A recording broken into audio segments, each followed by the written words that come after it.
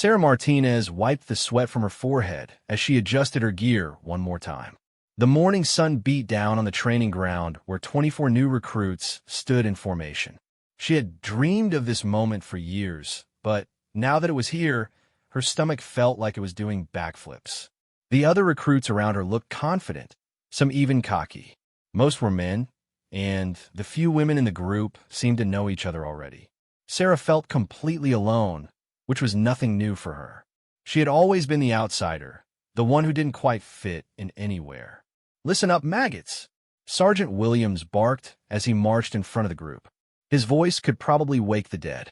"Welcome to the most challenging 12 weeks of your pathetic lives. Half of you will wash out before week 6.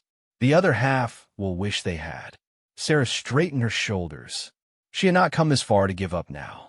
Growing up in a rough neighborhood in East Los Angeles, she had seen too many friends end up dead or in prison. The military was her way out, her chance to build something better. The sergeant continued his speech about discipline and dedication while Sarah tried to focus. She caught a few of the male recruits staring at her arms.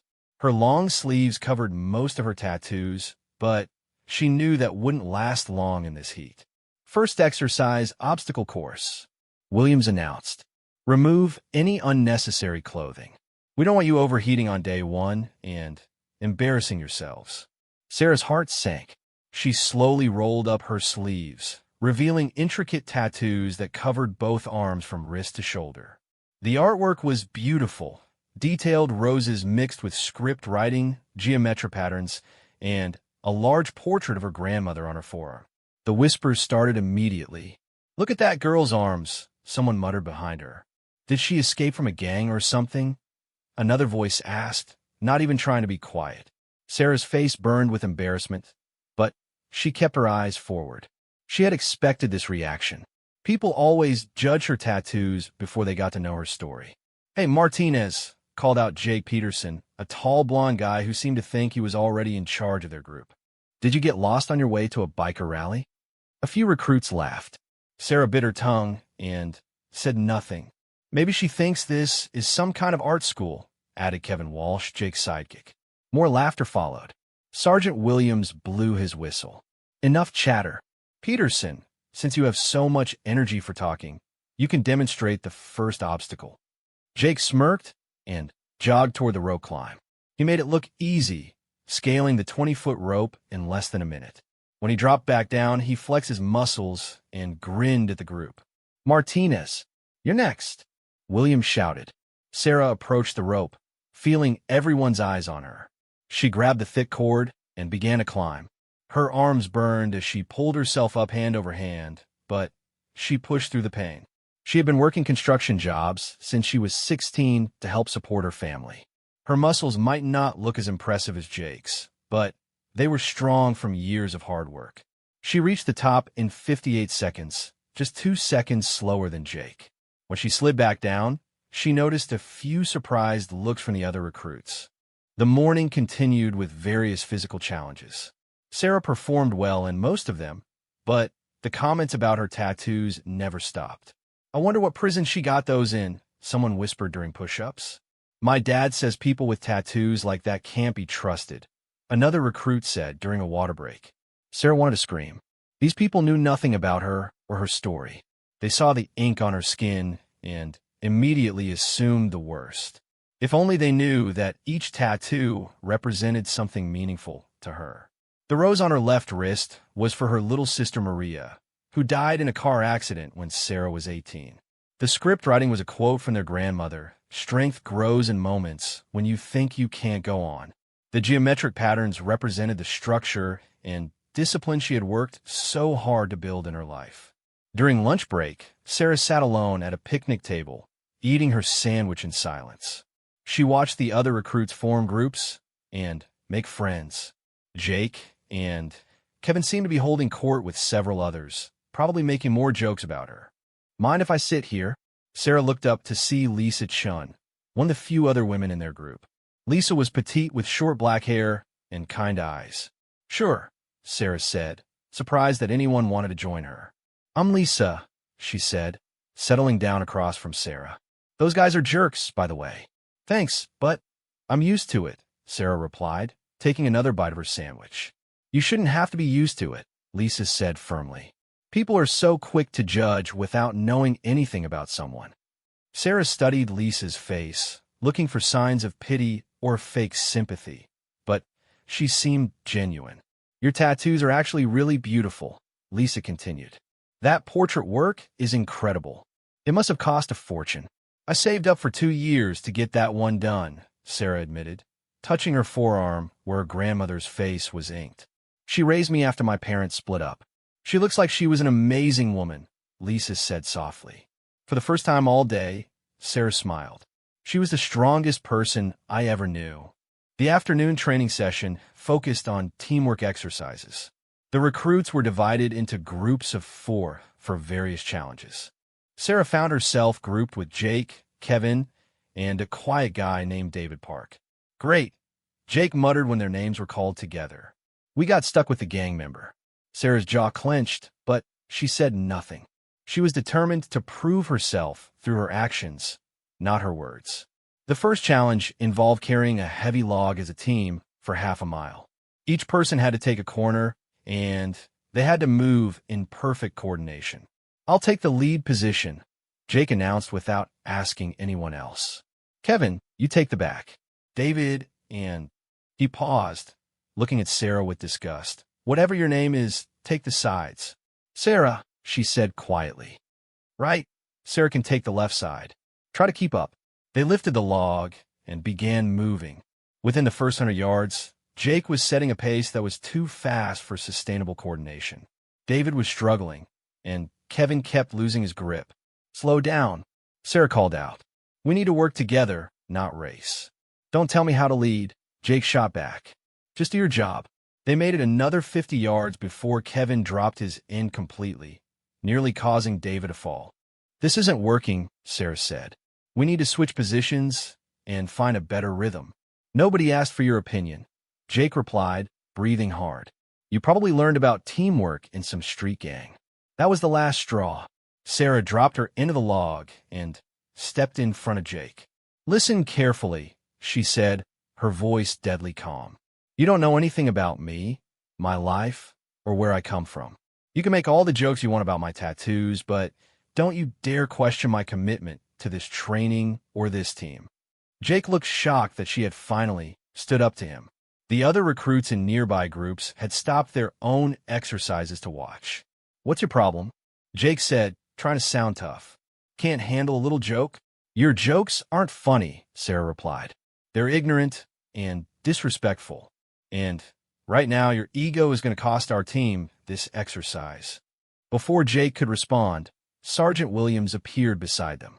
Problem here, recruits? He asked in a dangerously quiet voice. No problem, Sergeant, Jake said quickly. Just working out our strategy. Williams looked at each of them carefully, his eyes lingering on Sarah's tattoos for a moment. Is that right, Martinez? He asked. Sarah met his gaze steadily. We're having some coordination issues, but we'll figure out, Sergeant. Good, because the team that finishes last gets to spend the evening cleaning the bathrooms. All 4 of you. Understood. Yes, Sergeant, they replied in unison. Williams walked away, but Sarah could feel his eyes on them from across the field. Look what you did, Kevin whispered angrily. Now we're all going to get punished. Actually, Sarah said, now we're going to do this right. David, you, and I'll take the back. Jake and Kevin, you take the front. We move at a steady pace that we can all maintain. No heroes, no showing off. Just teamwork. Jake looked like he wanted to argue, but the threat of bathroom duty was apparently enough to convince him. They repositioned themselves and started again. This time, Sarah called out a steady rhythm that everyone could follow. When someone started to falter, the whole team slowed down together. When they hit an uphill section, Sarah encouraged everyone to push through as a unit. They finished in 3rd place out of 6 teams, which was respectable considering their rocky start. Not bad, Jake admitted grudgingly as they set the log down. The rest of the afternoon passed without major incident, though Sarah continued to hear whispered comments about her appearance.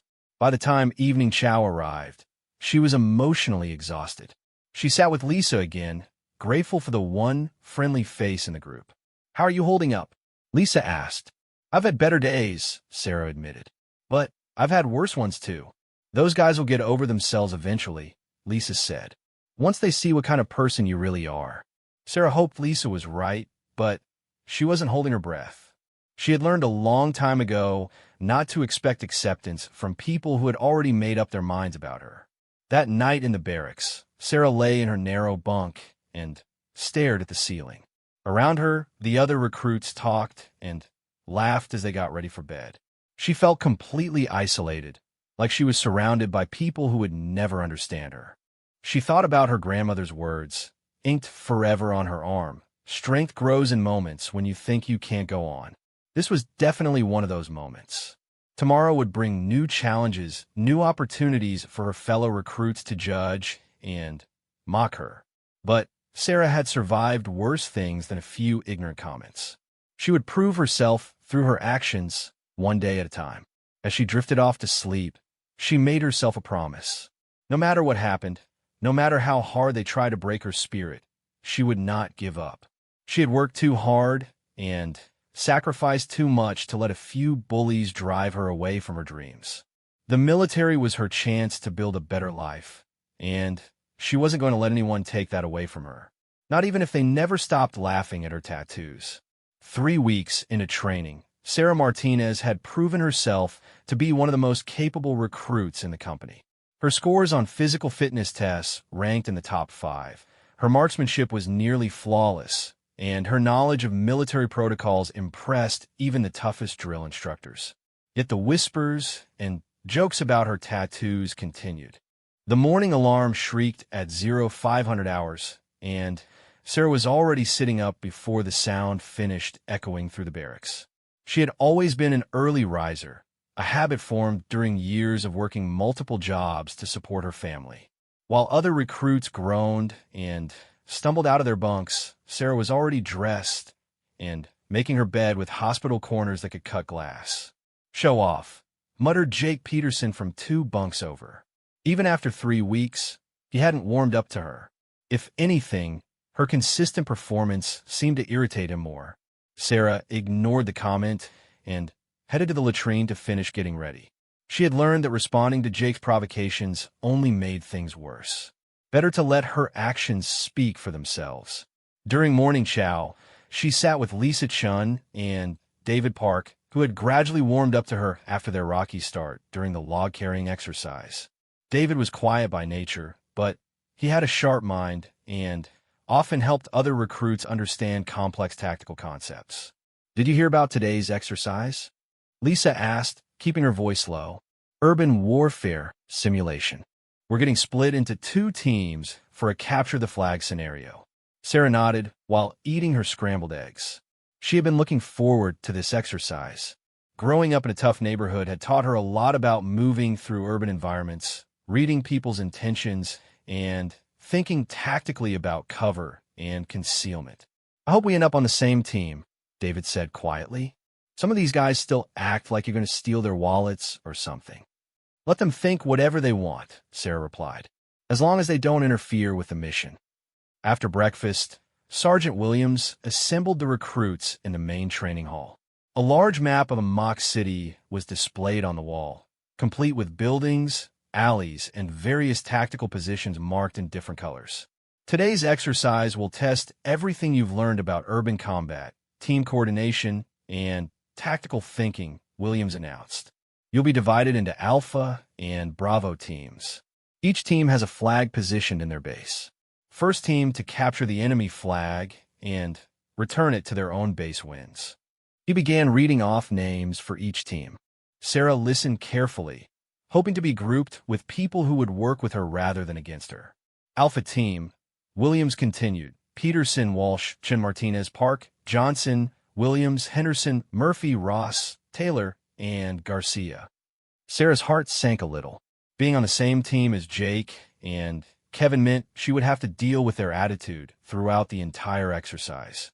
At least Lisa and David were with her. "Bravo team gets the rest of you maggots," Williams said. "Alpha team, your base is the warehouse complex on the east side. Bravo team, you get the office building cluster on the west side. You have 30 minutes to study the maps and develop your strategy. Move out. The two teams separated to different corners of the hall. Jake immediately took charge of Alpha Team, even though no official leader had been designated. All right, listen up, he said, spreading the map out on a table. This should be easy. We have superior numbers in terms of real combat experience. Sarah bit her tongue. Jake's combat experience consisted of playing video games and watching war movies. Half the recruits on their team had never been in a real fight in their lives. We'll use a direct assault approach, Jake continued. Fast and aggressive. Hit them hard before they know what's coming. That might not be the best strategy, Sarah said carefully. Urban environments favor defenders. A direct assault could walk us right into an ambush. Jake glared at her. Nobody asked for your opinion, gang girl. Why don't you stick to what you know best, breaking the law?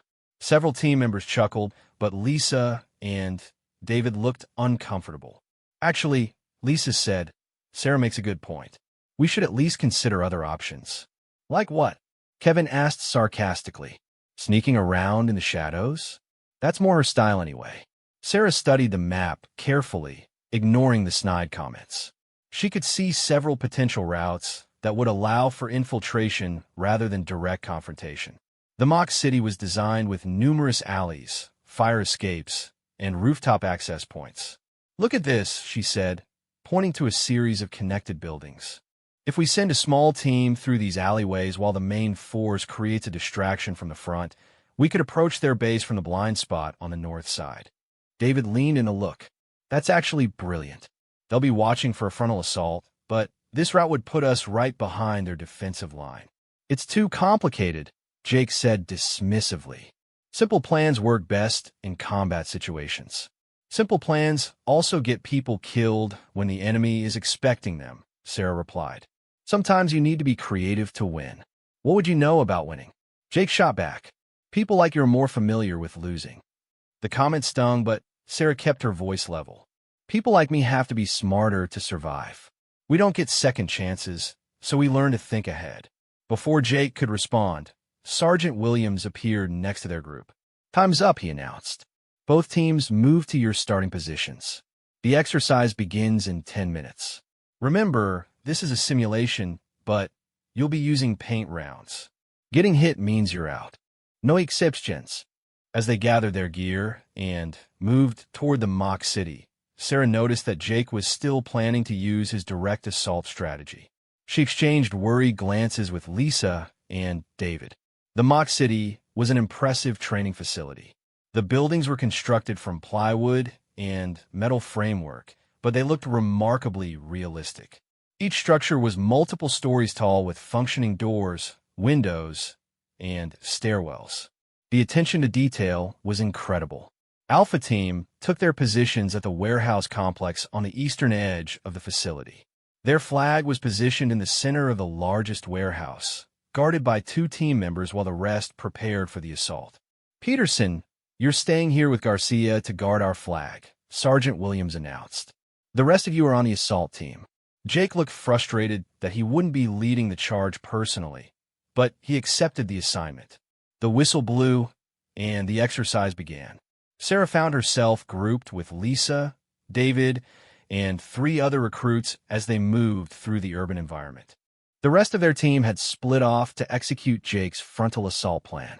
Which way do we go? Asked Henderson, one of the recruits Sarah didn't know well. Follow me, Sarah said quietly. I studied the map. There's a route that should keep us out of sight. She led them through a narrow alley between 2 buildings, then up a fire escape to access the rooftops. Moving across the connected buildings required careful coordination, but Sarah's group managed it without making much noise. From their elevated position, they could see Bravo Team's defensive positions around the office building complex. Just as Sarah had predicted, most of their defenders were concentrated on the side facing Alpha Team's warehouse base. There, Sarah whispered, pointing to a service entrance on the north side of Bravo Team's main building. That door is only covered by 1 guard, and he's watching the wrong direction. How do we get down there without being seen? David asked. Sarah studied the terrain carefully. There's a loading dock with good cover about 50 yards from that door. If we can reach it, we can approach the building without exposing ourselves. The sound of paint rounds being fired echoed from the other side of the complex.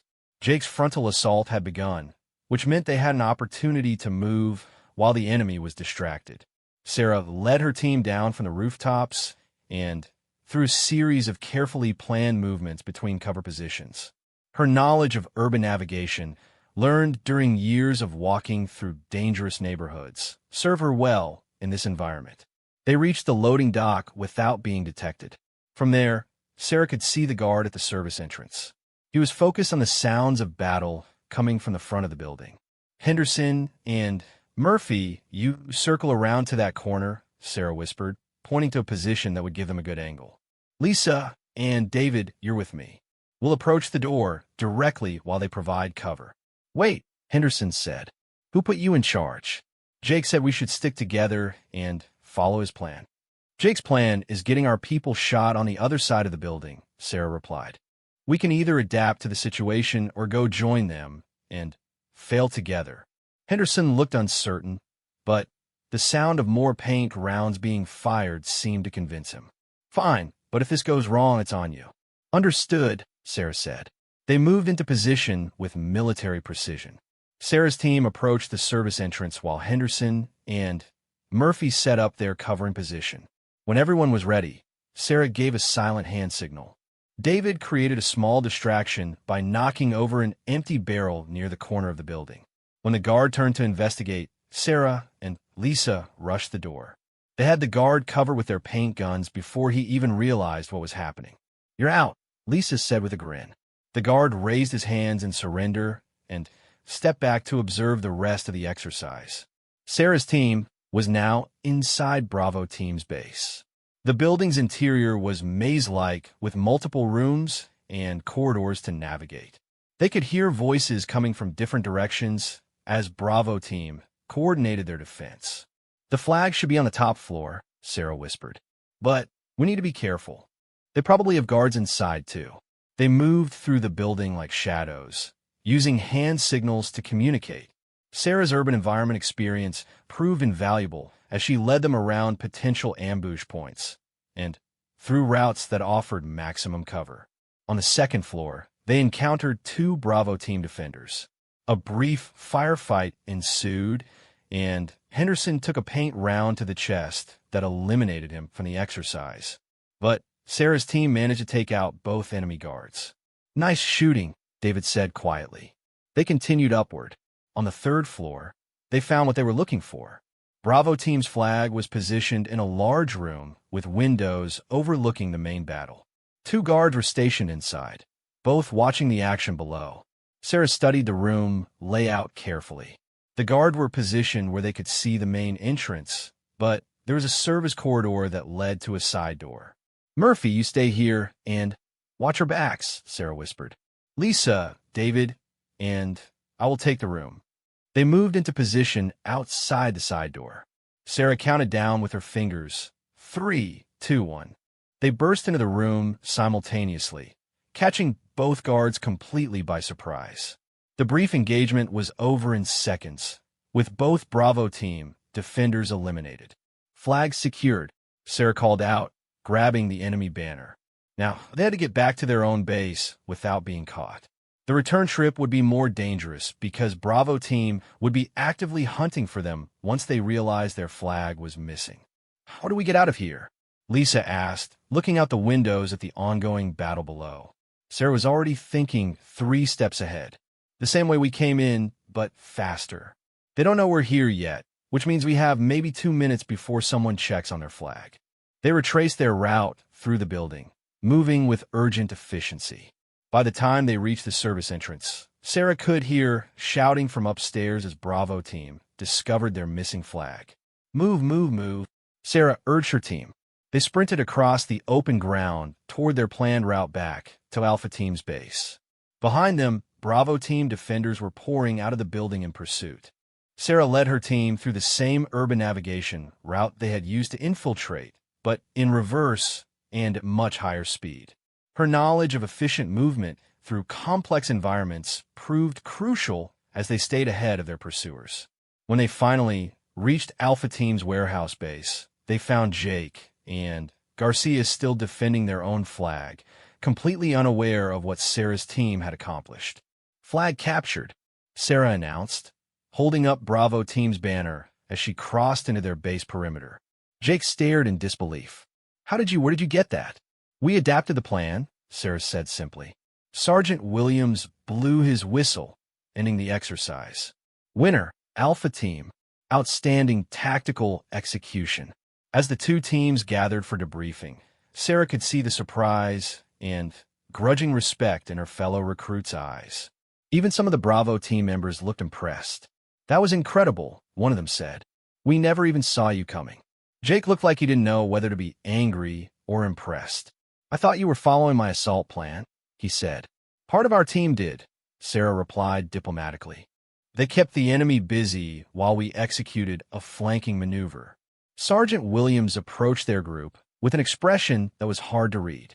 "Martinez," he said, "step forward." Sarah's stomach dropped. Had she overstepped by deviating from Jake's plan? "Yes, Sergeant," she replied, standing at attention. Williams studied her for a long moment. "That was some of the finest tactical thinking I've seen from a recruit in 5 years. How did you know to use that infiltration route?" "I studied the map carefully and identified potential weaknesses in the enemy position, Sergeant," Sarah replied. "And the urban navigation skills?" Sarah hesitated. She didn't want to get into her background, but she had to answer honestly.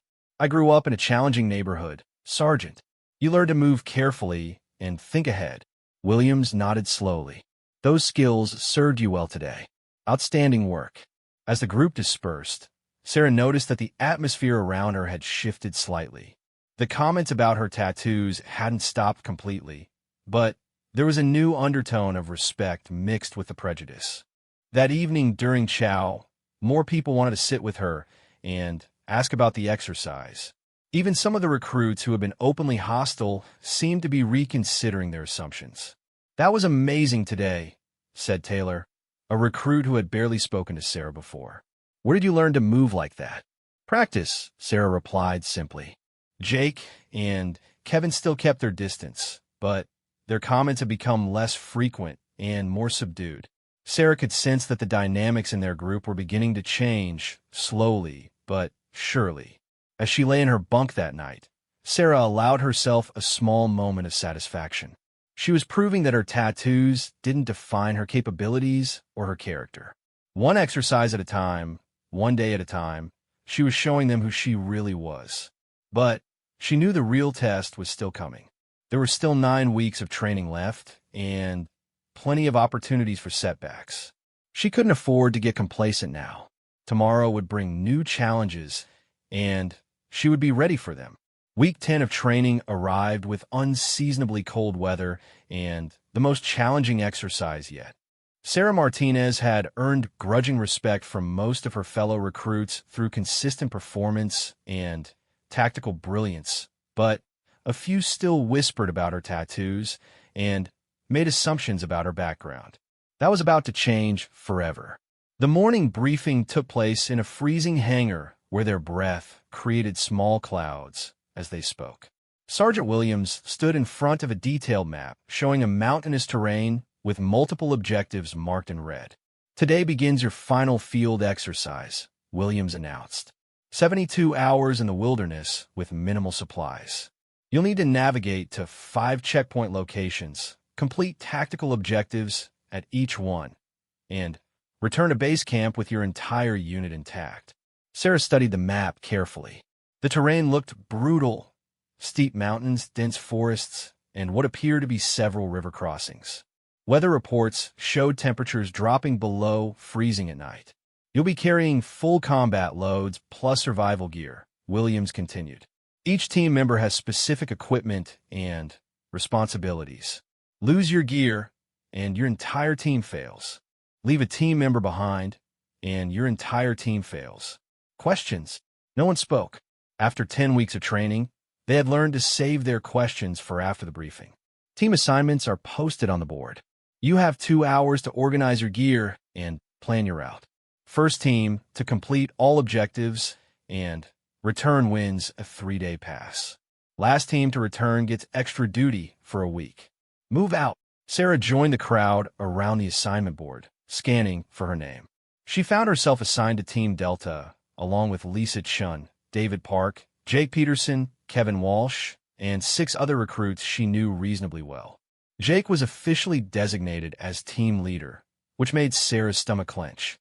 Despite her proven tactical abilities, the instructors had chosen to test whether Jake could put aside his prejudices and use all available resources effectively.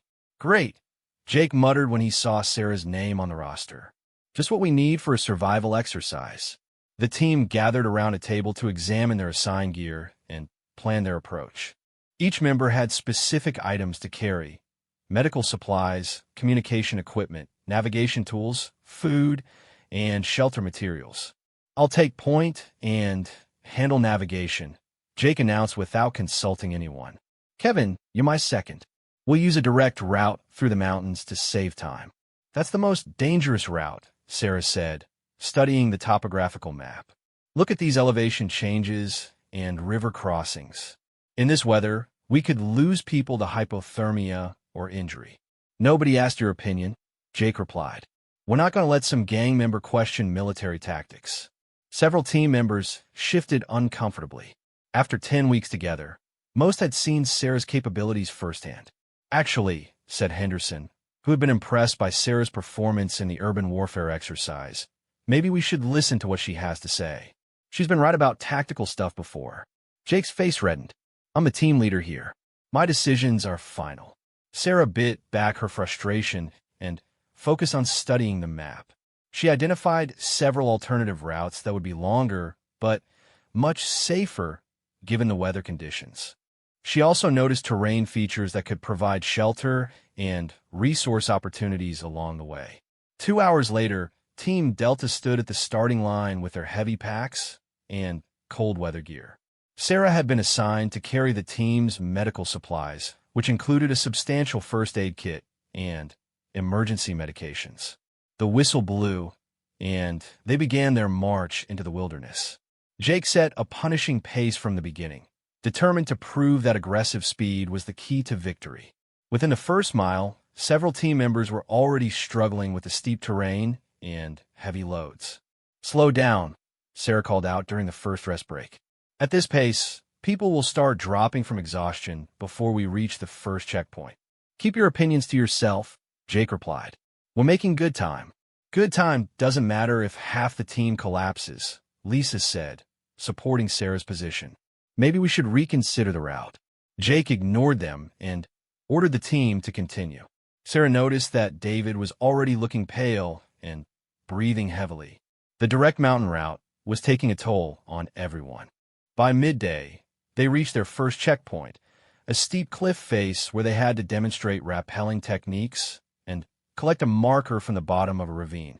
Jake volunteered to go first, eager to show his leadership through personal heroics.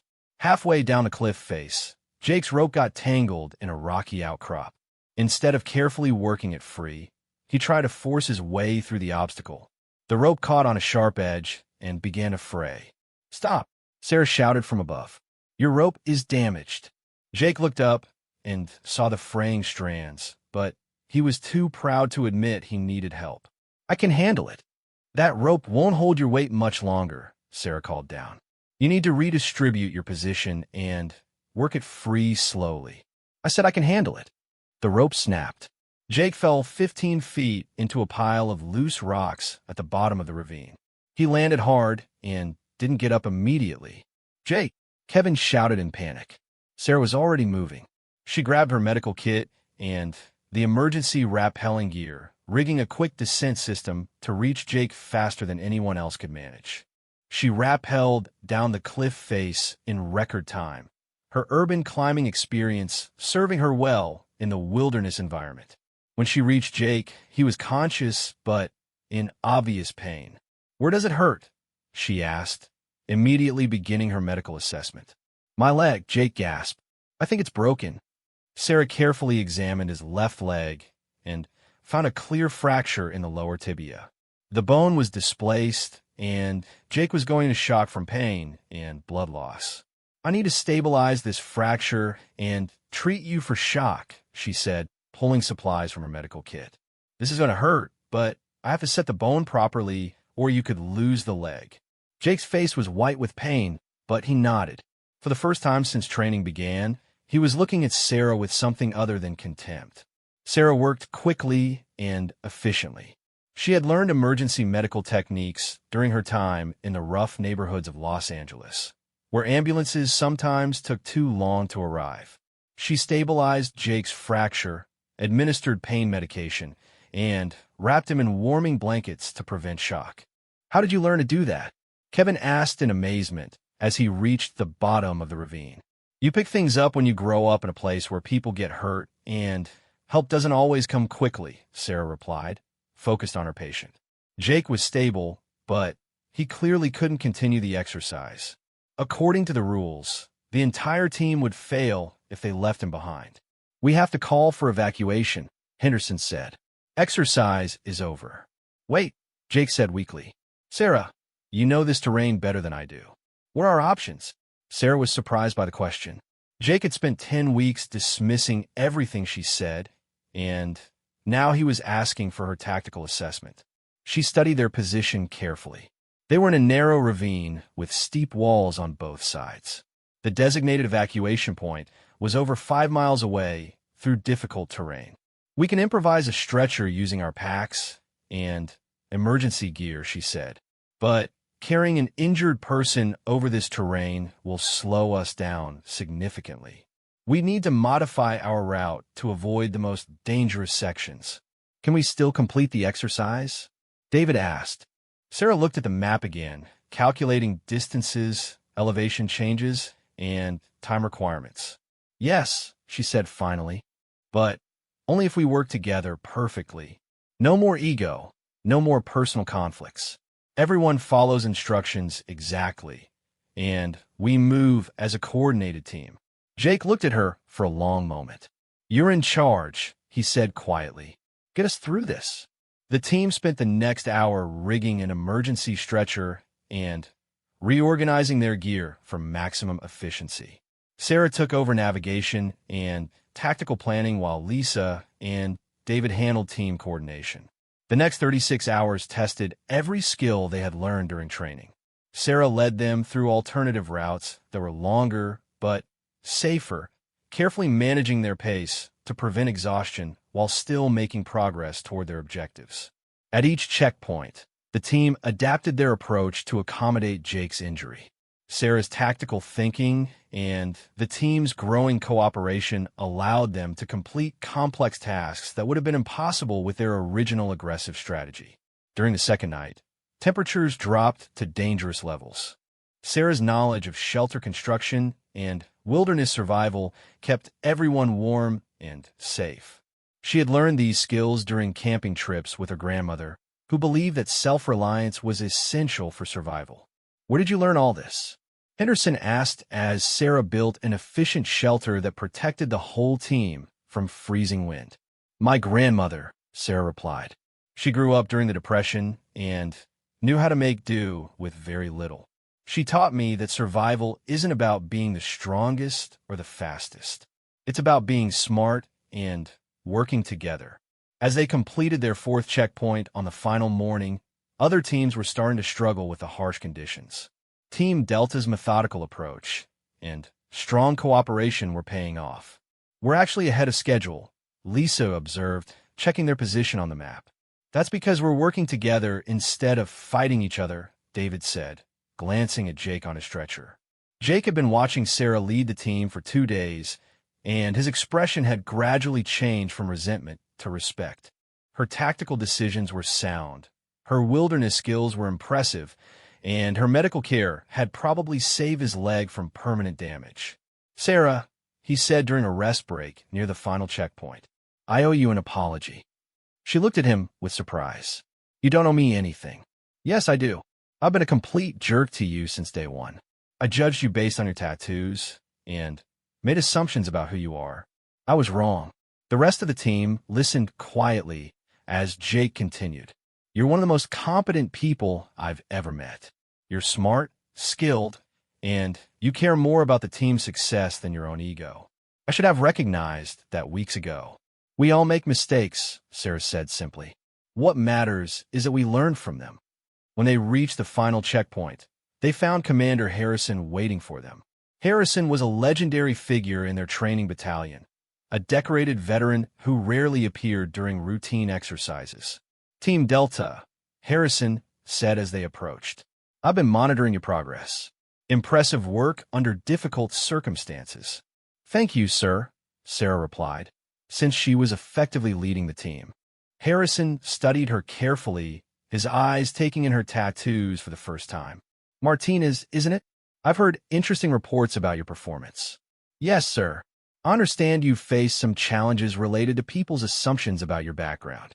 Sarah felt her stomach tighten. Yes, sir. Some people have made comments about my tattoos. Harrison nodded slowly. Tell me about this tattoo, he said, pointing to the portrait on her forearm. That's my grandmother's, sir. She raised me after my parents split up. What was her name? Rosa Martinez, sir. She served as an army nurse during the Korean War. Harrison's expression changed completely. Rosa Martinez from the 8th Army Medical Battalion?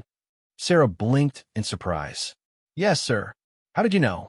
Sergeant Rosa Martinez saved my life and soul in 1951, Harrison said quietly. I was a 19-year-old private with shrapnel in my chest. She worked on me for 6 hours during artillery bombardment. The doctor said I would have died if she hadn't kept me stable until they could operate. The entire team stood in stunned silence. Harrison continued. Rosa Martinez was one of the bravest, most competent soldiers I ever served with. She earned a Bronze Star for courage under fire, and she mentored dozens of young medics who went on to save countless lives. He looked directly at Sarah. So when I see people making assumptions about Rosa Martinez's granddaughter based on some ink on her skin, it makes me question their judgment, not yours. Sarah felt tears forming in her eyes. She never told me you knew her, sir. She was modest about her service, Harrison said. But everyone who served with her remembered. Your grandmother taught me that courage comes in many forms, and that the people you might underestimate can often surprise you. He turned to address the entire team. Martinez demonstrated exceptional leadership during this exercise. Her tactical thinking, medical skills, and team coordination kept all of you safe and mission-capable under adverse conditions. That's the kind of soldier we want in our army. Jake spoke up from his stretcher. Sir, she saved my leg and probably my life. I was wrong to judge her based on her appearance. She's the best leader our team had. Harrison nodded. Good. That's exactly the kind of growth we want to see during training. He looked at Sarah again. Your grandmother would be proud of the soldier you're becoming. Don't let anyone's ignorance dim your light. As Team Delta completed their final march back to base camp, the atmosphere was completely different from 10 weeks earlier. Sarah walked at the front of the formation, no longer the outsider who didn't belong. Her tattoos were the same, but everything else had changed. That evening, as the recruits celebrated the end of their field exercise, Sarah found herself surrounded by teammates who wanted to hear more about her grandmother's military service. The jokes about her tattoos had stopped completely, replaced by genuine respect and curiosity about her family's history. Jake approached her during the celebration, still walking with crutches, but in good spirits. I have something to say, he announced loudly enough for everyone to hear. I spent 10 weeks being an idiot about Sarah's tattoos. I made assumptions and said things I'm ashamed of. Sarah, you're one of the finest soldiers in this unit, and I'm honored to serve with you. A round of applause broke out, and several other recruits who had made similar mistakes came forward to offer their own apologies. Later that night, as Sarah sat outside the barracks looking up at the stars, Lisa joined her on the steps. Quite a transformation, Lisa observed. How does it feel? Sarah touched the portrait of her grandmother on her forearm. It feels like she's still taking care of me, even though she's gone. Think people will still judge your tattoos? Sarah smiled. Probably. But now I know that the people worth respecting will take the time to learn who I really am. The others don't matter. As she prepared for bed that night, Sarah reflected on the journey from that first humiliating day when everyone laughed at her tattoos to this moment of genuine acceptance and respect. She had proven that ink on skin had nothing to do with the content of someone's character. Her grandmother's words, permanently etched on her arm, had carried her through the darkest moments. Strength grows in moments when you think you can't go on. Now she understood that strength wasn't just about enduring hardship. It was about changing hearts and minds through consistent excellence, moral courage, and the patience to let your actions speak louder than other people's assumptions. Tomorrow would bring graduation and the next phase of her military career. She was ready for whatever challenges lay ahead, secure in the knowledge that she had earned her place through merit, determination, and honor. The girl with tattoos had become a soldier, and everyone who mattered finally understood the difference.